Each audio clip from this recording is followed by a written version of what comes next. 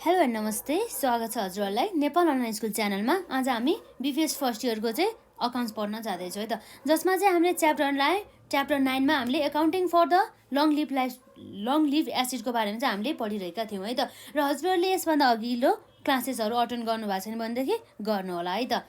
र केही क्वेरिजहरू भए कमेन्ट सेक्सनमा राख्नु होला है त।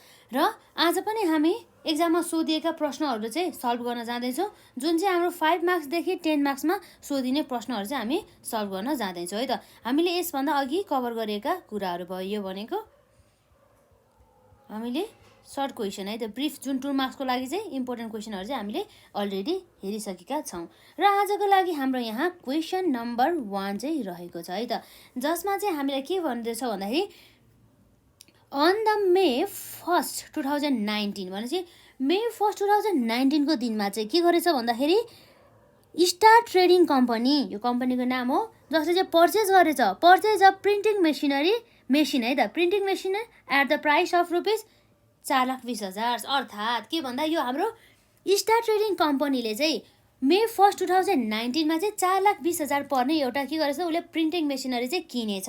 र जसरी उसले प्रिन्टिङ मेसिनरी किन्ने बेलामा उसको चाहिँ के भनेछ भन्दाखेरि while purchasing the machine it incurred transit insurance है। ट्रान्जिट इन्सुरेन्स कति रहेको छ त भन्दा 42,000 र कस्टम ड्युटी रुपिस 30,000 र इन्स्टलेसन चार्जेस रुपिस 8,000 रहेको छ भने चाहिँ यो सबै इन्स्टलेसन चार्जेसहरू, अरू हाम्रो कस्टम ड्युटीहरू र साथै हाम्रो ट्रान्जिट इन्सुरेन्सहरू पनि हाम्रो cost of the printing machinery अन्तर्गत नै पर्ने भयो है त।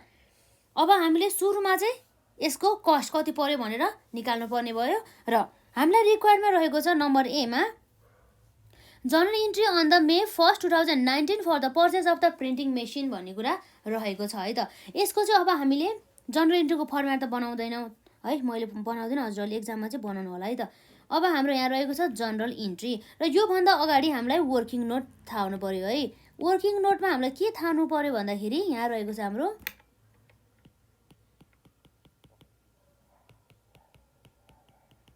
वर्किङ नोट्समा हामीले के निकाल्नु पर्यो भन्दाखेरि हाम्रो यो मेसिनको मेसिनको भन्दा नि यो हाम्रो जुन किनेको मेसिनको के निकाल्नु पर्छ, कस्ट चाहिँ हामीले निकाल्नु पर्ने भयो है त। यसमा हामी निकाल्छौँ। अब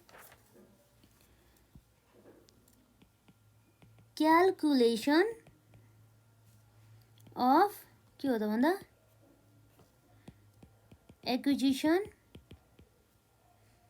कस्ट अफ प्रिन्टिङ मेसिन भन्ने कुरा रहेछ है त। Acquisition of the printing machine, जस अन्तर्गत चाहिँ हाम्रो एउटा लेखौँ यहाँ पार्टिकुलर्स र अर्को भयो हाम्रो अमाउन्ट आरियस है त।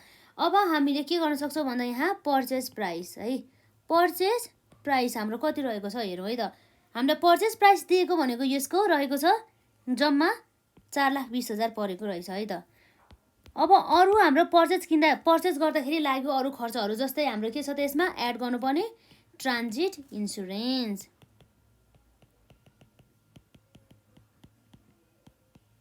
ट्रान्जिट इन्सुरेन्स ढुवानी गर्दाखेरि केही अब हानि नोक्सानी हुन सक्ने सम्भावना धेरै छ नि त है। त्यसको लागि चाहिँ अब एउटा सुरक्षाको लागि चाहिँ एउटा इन्सुरेन्स गरिन्छ है त, त्यो भनेको हाम्रो ट्रान्जिट इन्सुरेन्स भयो।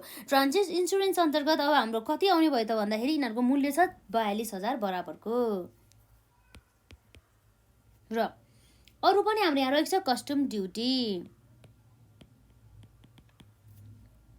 अब हेरौँ है त, कस्टम ड्युटी अब हाम्रो कति रहेको छ हेरौँ। यसमा हाम्रो जम्मी कस्टम ड्युटी रहेको छ 30,000 बराबरको, 30,000 बराबरको है त। र यसपछि अर्को हाम्रो के छ त हेरौँ त, कस्टम ड्युटी पछि अर्को इन्स्टलेसन चार्जेस है, यो ल्याउँदाखेरि लाग्यो खर्चहरू भइहाल्यो है।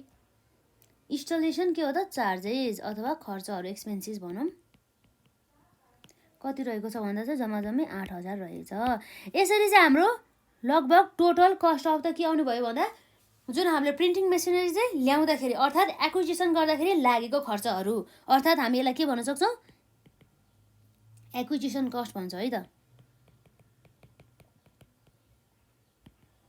एक्विजिसन कस्ट जसमा चाहिँ हाम्रो 42,000 प्लस 30,000 प्लस 8,000 गर्दाखेरि अब कति आउने भयो त भन्ने कुरा भयो त। प्लस अब हाम्रो 4,20,000 पनि एड गर्नुपर्ने भयो। टोटलमा जम्मा हाम्रो खर्च 5 लाख आएछ। यसरी 5 लाख पो रहेछ त होइन। यो चाहिँ अब हाम्रो के भयो त, हाम्रो यो टोटल कस्ट भयो है त, यो हाम्रो इक्विपमेन्ट्स हो है त।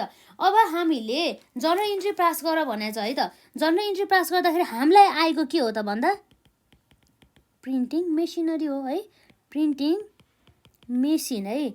अकाउन्ट सम्पत्ति हो नि त है, डेबिट साइडमा गयो। कति बराबरको त 5 लाख बराबरको।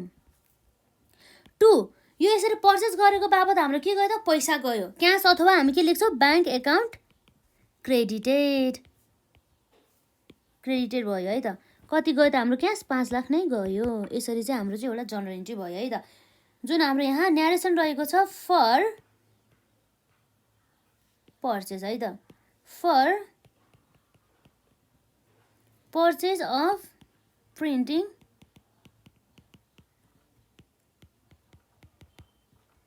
मेसिन भन्ने कुरा भयो। र हामीले ए नम्बर त सकायौँ। अब हेरौँ हामीलाई बी नम्बरमा के भनेको छ है त। Journal entry for the depreciation as on the 31 December 2019 भनेपछि अब हामीले के गर्नु पर्यो, जर्नल इन्ट्री बनाउनु पर्यो डिप्रिसिएसनको, जुन चाहिँ हाम्रो 31 डिसेम्बर 2019 को लागि, जसमा चाहिँ हाम्रो एउटा चाहिँ एजुम्सन रहेको छ। Assuming that the useful life of the machine is estimated to be 9 years with the 50,000 salvage value at the end and the publication uses straight line method for the depreciation भन्छ। Straight line method हामीलाई use गर्ने रहेछ भनेपछि अब एउटा कुरा के ख्याल गर्नुपर्छ भन्दा चाहिँ यो हाम्रो 31 डिसेम्बर 2019 सम्म चाहिँ हाम्रो कति चाहिँ मन्थ युज गर्यो त एसिड भन्ने कुरा रह्यो है त। यसको लागि अब हामी यहाँ नम्बर बी को चाहिँ हामी एन्सर गर्छौँ है त। यसको लागि हाम्रो के गरेको थियो, 1 मे 2019 मा के गरे त भन्दा यो डेटमा चाहिँ एसिड्स अथवा प्रिन्टिङ मेसिनरी चाहिँ पर्चेस गरेको रहेछ है।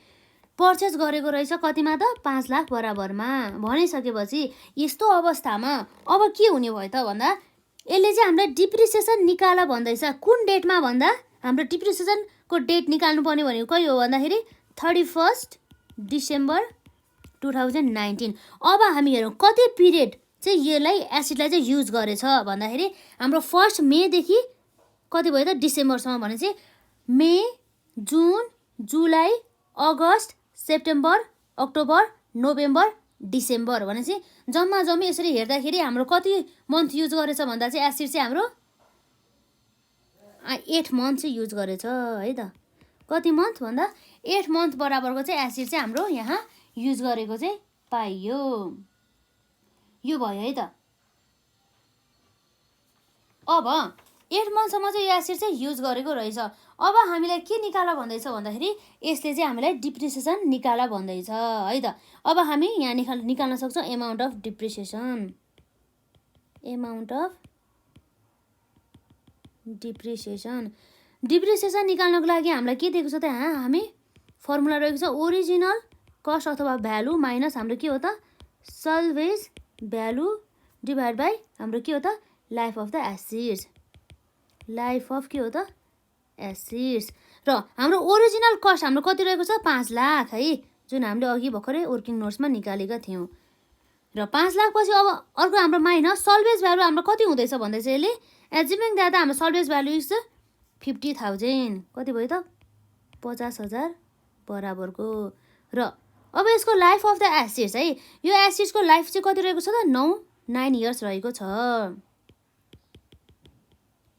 9 इयर्स रहेको छ। एमाउन्ट अफ द डिप्रिसिएसन निकाल्ने भनेको लगभग हाम्रो सबै यसरी नै हो है त, स्टेट लाइन मेथड अनुसार है त।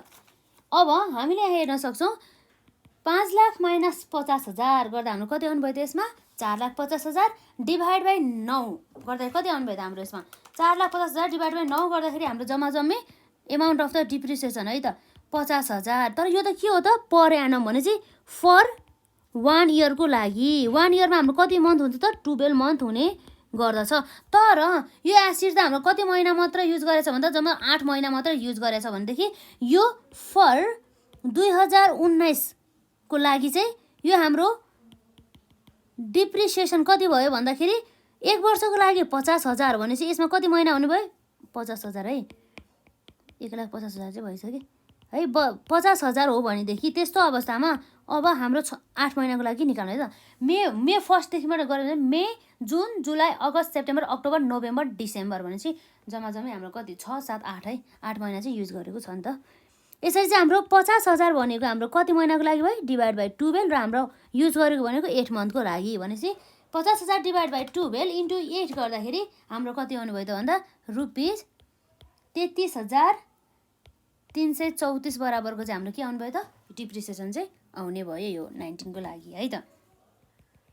यो भयो। अब हामी यहाँ हेर्न सक्छौँ अर्को क्वेसन है त, जसमा चाहिँ अब हामीलाई के निकाल भनेको छ भन्दाखेरि यसलाई जनरल इन्ट्रिज पनि बनाऊ भनेको छ कि क्या हो यसमा होइन। जनरल इन्ट्री भनेको छ सबैको लागि जनरल इन्ट्री बनाउनु पर्ने हो है। जनरल इन्ट्री अब हाम्रो यहाँ हुन सक्ने भनेको के हो त, मैले यहाँ उसमा चाहिँ ऊ चाहिँ बनाएन है त, फर्मेट बनाएन।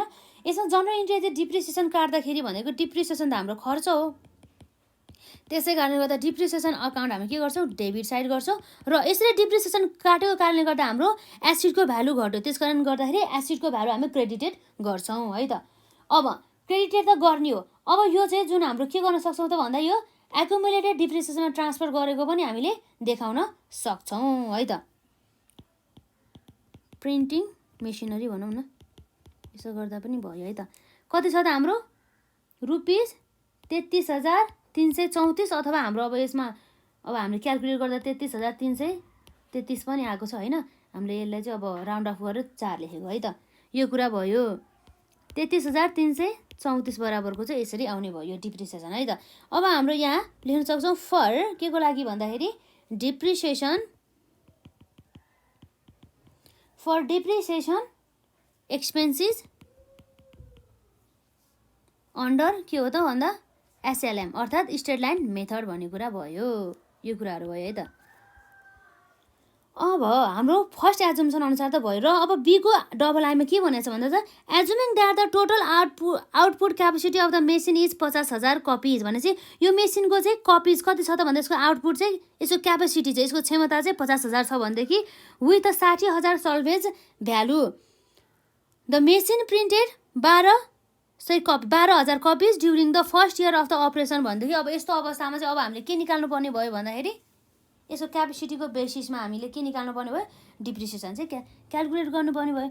बीको चाहिँ डबल आईमा अब हेरौँ है त, बीको डबल आईमा हामी कसरी निकाल्ने भन्दाखेरि हाम्रो रहेको चाहिँ यसमा डिप्रिसिएसन एक्सपेन्सेस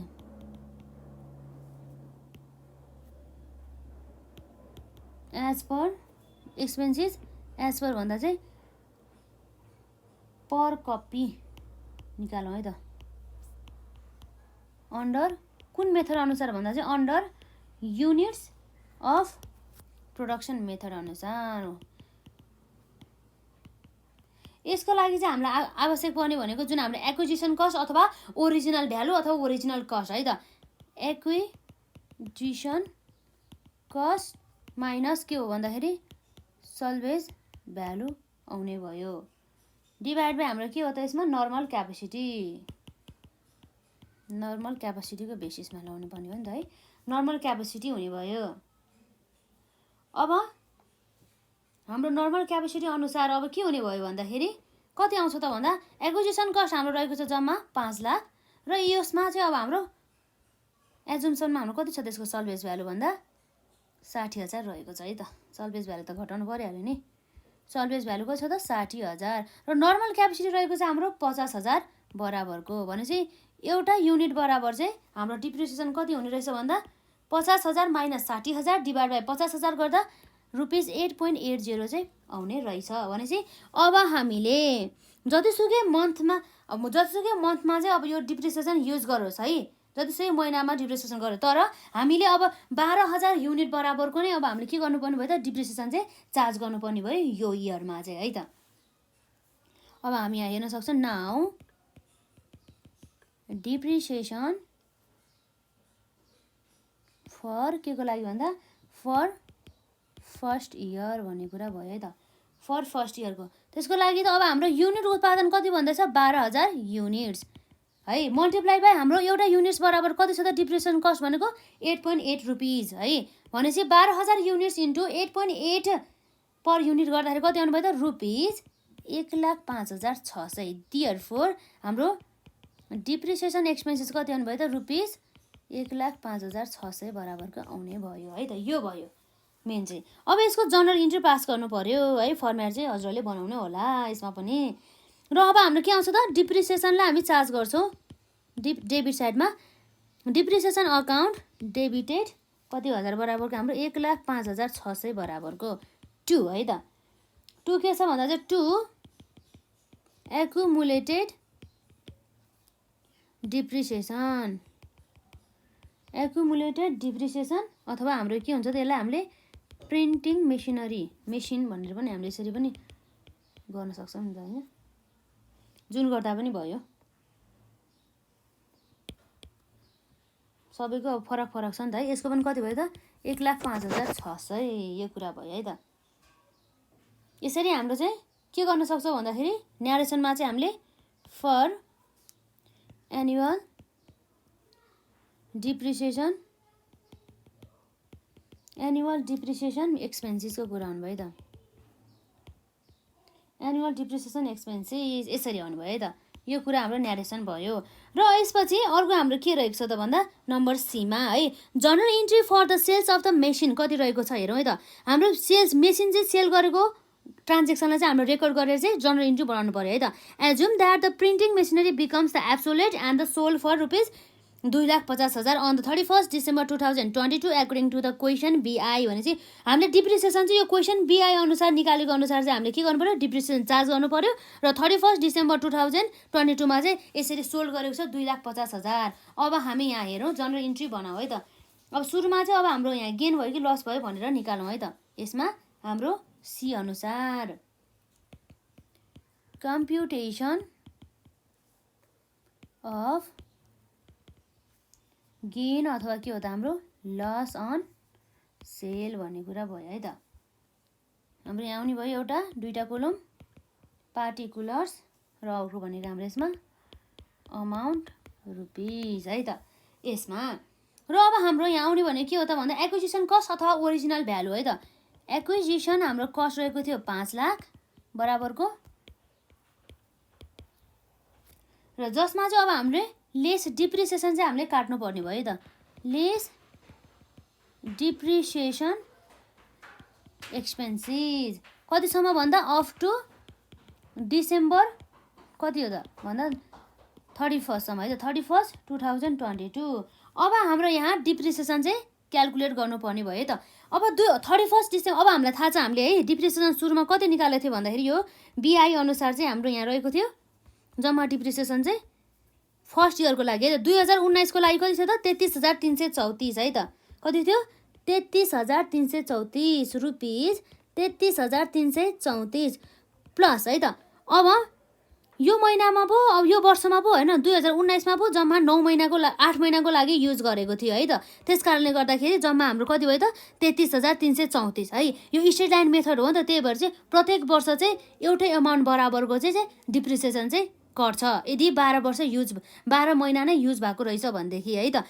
र अब भनेपछि एक वर्ष युज गर्यो भनेदेखि कति आउनु भयो त 50,000 बराबरको डिप्रिसिएसन चाहिँ काट्नु पर्ने भयो भनेपछि अब 2019 को लागि हाम्रो डिप्रिसिएसन 33,334 भयो र 20 को लागि 2020 को लागि त होल युज भएको छ नि त हो भनेपछि होल वर्षमै युज भएको छ भनेदेखि 50,000 आयो प्लस अब यो 2000 कतिको लागि भयो 2019 को लागि यो 2020 को लागि अब अर्को वर्ष 50,000 कति त 2021 को लागि है त। र यसपछि अब अर्को वर्ष पनि युज गरेको छ अर्थात् कुन वर्षमा भन्दाखेरि यो 31 डिसेम्बरमा सम्म बेचेको छ भने नि त, त्यसकारणले गर्दा यो 2022 सम्मको लागि पनि डिप्रिसिएसन हुने भयो। यसरी 33,334 प्लस 50,000 प्लस 50,000 प्लस 50,000 गर्दाखेरि हाम्रो जम्मी यो हाम्रो एक्युमुलेटेड डिप्रिसिएसन चाहिँ कति हुन आउँछ भन्दाखेरि 1,83,000 कति हो त 333 अथवा 334 हो नि त, हामीले 4 लेखेछौँ 334 आउने भयो यसमा है त। यो भयो यो डिप्रिसिएसन घटाएपछि हाम्रो के आउने भयो त यसमा बुक भ्यालु चाहिँ आउने भयो है त। यो कुरा भयो। यसरी हामीले 5 लाख माइनस 1,83,334 हामीले माइनस गरेपछि हाम्रो कति आउने भयो त बुक भ्यालु हेरौँ है त। बुक भ्यालु हुन आउँछ हाम्रो यहाँ